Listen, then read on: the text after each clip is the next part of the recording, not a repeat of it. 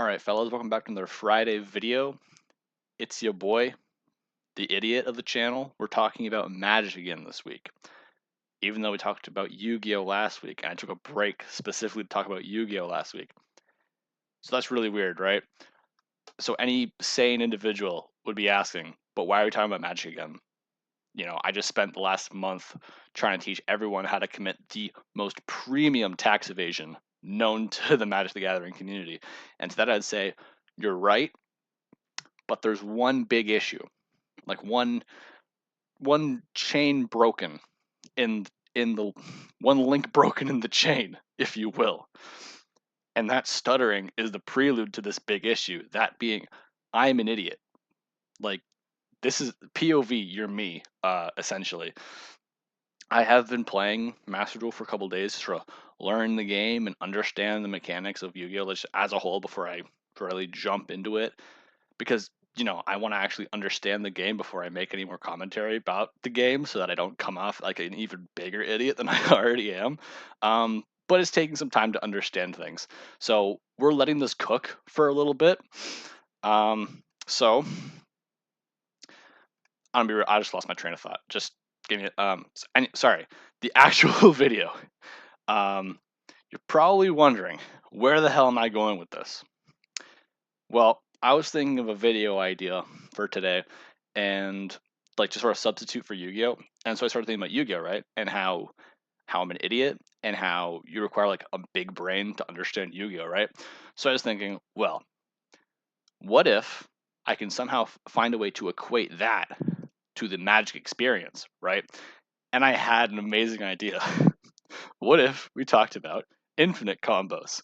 Now, infinite combos are stupid. Like really, really, really, really stupid. And there are two different ways to go with this when you sort of figure out an infinite combo.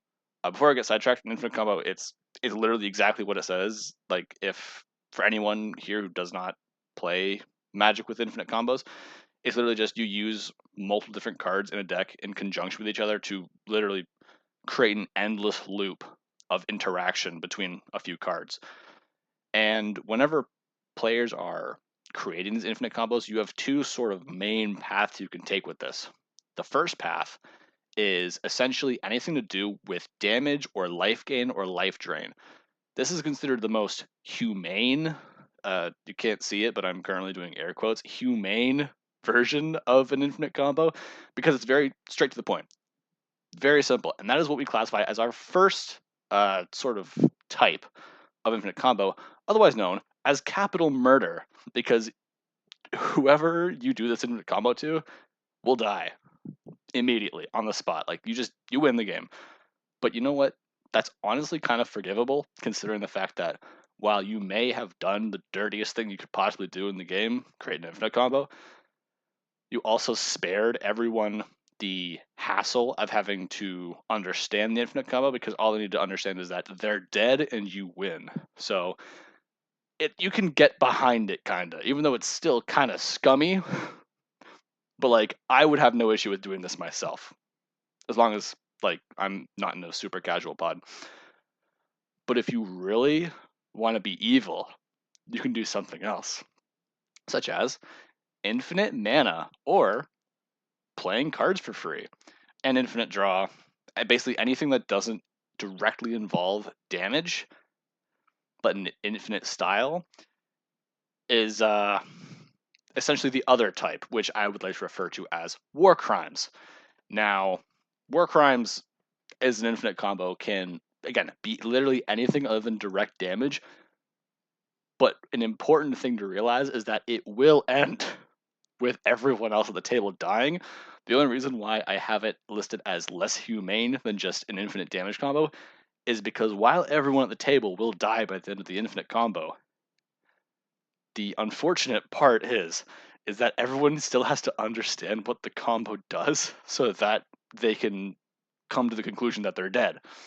But there are also jank infinites, which I can't really call infinites because they're sort of like soft infinites. Like, a better way to think about it is, instead of it being a truly infinite combo, it's just a combo that you can repeat an absurd amount of times. Like, here with these two jackasses. Essentially, if you have Mr. Red Guy on the left out in front, and then you put down Green Man on the right, and you create, say, like, I don't know, 10 tokens because you have 10 lands down, the big green guy on the right will trigger the guy on the left and double his power, right? But so will each of those 10 tokens. So his power is going to get doubled 11 times, right? So you're going to end up with some ridiculously large number that is just going to kill everyone. Anyone that gets in the way of that is going to die, but it's not really considered an infinite combo. And the thing is, that sucks because it also makes it the most prone to removal or interaction. Because the thing is, none of that happens at like instant speed. It's sort of like a one and done. So if anything happens to disrupt just one thing, then you're kind of screwed because you have like that was your play and you're done. So while I respect the jank non-infinite combo, it just like it's more human, but it's also just worse, you know? Um and yeah, this is essentially what I thought of the entire situation. Yeah, and this is yeah, yeah. As you can see, I have very little trust and or faith in the Magic the Gathering community, which is kind of a projection of just how I play in general. Which makes me scared of myself for how I'm going to act when I finally figure out Yu-Gi-Oh, because I'm probably going to be a war criminal in that game too. But yeah, I will try try to understand Yu-Gi-Oh for next week so I can actually try to get a video done that's more than 90% accurate. So